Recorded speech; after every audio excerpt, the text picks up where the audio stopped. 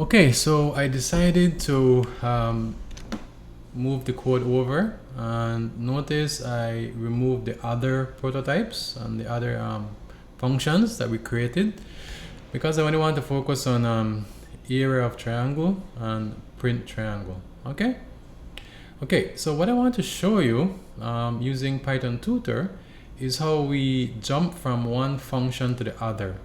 Okay, so whenever you're writing code, I want you to, in your mind, visualize and think about exactly how the code is being executed. Okay, so let's look at the first step. Okay, so we're going to call this function. Okay, so it jumps to print triangle. Okay, and so notice when I click next, right? Notice again, main is not the focus, it's print triangle, that is the focus, that's why it's in blue. And so notice print triangle, it makes value 1 be 2.5 and it makes value 2 be 11. It doesn't know what the answer for a result is yet, right? But it will find it.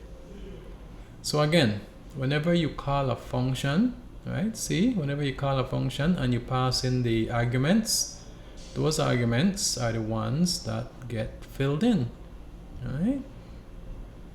Okay, so val1 is 2.5 and val2 is 11. Notice 2.5 comes first, 11 comes second.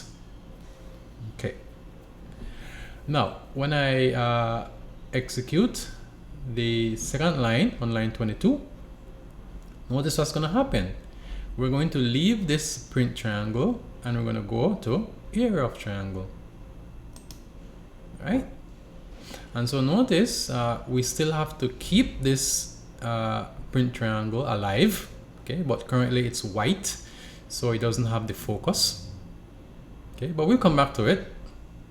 For now, area of triangle has the focus, so it has a job to do. It needs a base and it needs a height. Did it get a base and did it get a height? Yes, it did.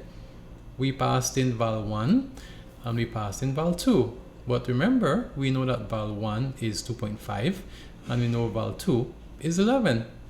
Okay, so when we pass those in, those are the two values that will be sent, and base will be 2.5, height will be 11. Doesn't matter about the names. Again, doesn't matter about the names. We're looking at the position. Okay, the first parameter 2.5, the second parameter 11. Okay, now we'll do the work. Okay, so notice we'll do the work. We get area being 13.75 and this will be sent back. And notice who will it be sent back to? It will be sent back to who called it. Who called area of triangle? Print triangle. So when you say next, it's going to jump back to print triangle. Okay, good.